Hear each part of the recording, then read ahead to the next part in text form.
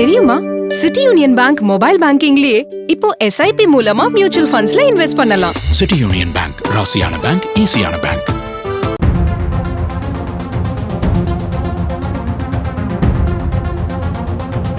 கிருஷ்ணகிரி அருகே நின்று கொண்டிருந்த அரசு பேருந்தின் மீது ஆம்னி வேன் மோதிய விபத்தில் 6 பேர் சம்பவ இடத்திலேயே பரிதாபமாக உயிரிழந்தனர். ஈரோடு மாவட்டம் பவானியை சேர்ந்த 8 பேர் பெங்களூரில் உள்ள ஒண்டர்லா சுற்றுலா தலத்திற்கு ஆம்னி வேன் மூலம் சென்றபோது இந்த விபத்து ஏற்பட்டது.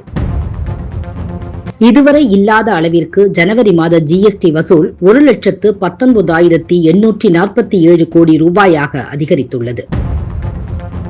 முதல் முறையாக காகிதமில்லா பட்ஜெட்டை இன்று தாக்கல் செய்தார் மத்திய நிதியமைச்சர் நிர்மலா சீதாராமன். நிதி அமைச்சராக 3வது முறை பட்ஜெட் தாக்கல் செய்தார் நிர்மலா சீதாராமன். கிலோ கணக்கில் ஆவணங்கள் இன்றி ஸ்மார்ட் பட்ஜெட் தாக்கல் செய்யப்பட்டது இதுவே முதல் முறை. தேர்தல் தேதி நெருங்கிவிட்ட சூழ்நிலையில் வன்னியர்களுக்கு இடஒதுக்கீடு கோருவது அரசியல் நாடகம் என பாமக நிறுவனர் ராமதாஸை விடுதலை சிறுத்தைகள் கட்சித் தலைவர் திருமாவளவன் விமர்சித்துள்ளார். தனது கட்சியின் பேர வலிமையை அதிகப்படுத்தவே ராமதாஸ் இதை செய்வதாகவும் கூறியுள்ளார். மியான்மரில் ராணுவம் ஆட்சியை கைப்பற்றியது. இன்று காலை திடீரென்று நாட்டின் பல பகுதிகளை ராணுவம் தங்களது கட்டுப்பாட்டுக்குள் கொண்டு வந்தது. தேர்தலில் முறைகேடு நடைபெற்றதாக ராணுவம் தொடர்ச்சியாக குற்றம் சாட்டி வந்தது.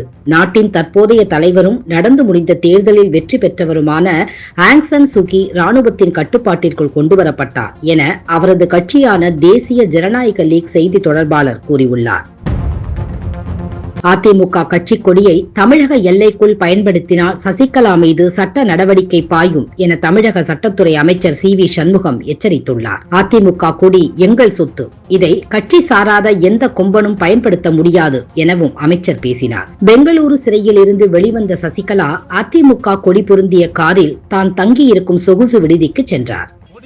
சட்டவிரோதமாக பயன்படுத்தியிருக்கிற யார் பயன்படுத்தினாலும் அது சசிகலாவாக இருந்தாலும் சரிதான், கட்சியை வைத்து நீக்கப்பட்ட யாராக இருந்தாலும் சரிதான், இது அனைத்து இந்திய அண்ணா திராவிட முன்னேற்ற கழகத்துடைய சொத்து, இது எங்கள் சொத்து.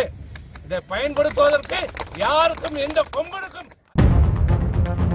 வருகிற தேர்தலில் நாம் போடுகிற விதை 2026 சட்டமன்ற தேர்தலில் பாஜகவை சேர்ந்த ஒருவர் தமிழகத்தின் முதலமைச்சராக அமர்வார் என அக்கட்சியின் மாநில துணைத் தலைவர் அண்ணாமலை பேசியுள்ளார். ராகுல் காந்தி வருவார், நான் சொன்ன அனைத்து விஷயங்களையும் சொல்லுவார்.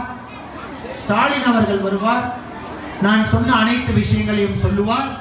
நீங்கள் செய்கின்ற விளக்கு பூஜை எவ்வளவு முக்கியமானதோ அதே போல் முக்கியமானது அரசியலில் மாற்றம் என்பது. இப்போது நாம் போடுகின்ற விதை 2026 தமிழ்நாட்டிலே ஒரு BJP முதலமைச்சர் நம்முடைய கோட்டையிலே சென்று அமர்வார். எந்தவித ஐயமும் அதை சொல்வதற்கு கிடையாது.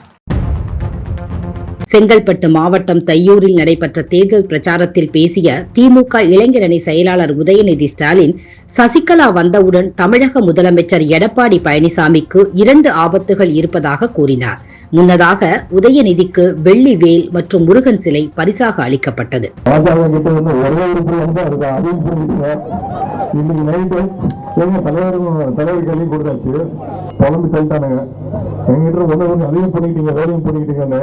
இன்னைக்கு எப்படினாலும் வயிறு செத்துறாங்க. விசாரணை கமிஷன் அனுப்பிச்சாங்க.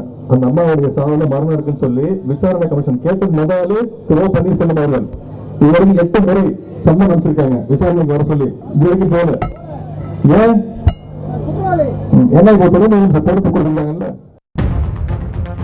சாணக்கியாவில் நேற்று வெளியான ஜெயிக்கப் போவது யாரு நிகழ்ச்சியில் 15 தொகுதிகளில் வெற்றி வாய்ப்பு யாருக்கு என்பது தொடர்பாக அலசப்பட்டது. இதில் கோபிச்செட்டிப்பாளையம், பவானிசாகர், அவினாசி, திருப்பூர் வடக்கு, திருப்பூர் தெற்கு, பல்லடம், சூலூர், கவுண்டம்பாளையம், கோவை வடக்கு, கோவை தெற்கு, தொண்டாமுத்தூர் உள்ளிட்ட 12 தொகுதிகளில் அதிமுக வெற்றி பெற வாய்ப்புள்ளது. கூடலூர், குன்னூர் உள்ளிட்ட 2 தொகுதிகளில் திமுக வெற்றி பெற வாய்ப்புள்ளது. உதகமண்டலம் தொகுதி இழுபறியில் உள்ளது.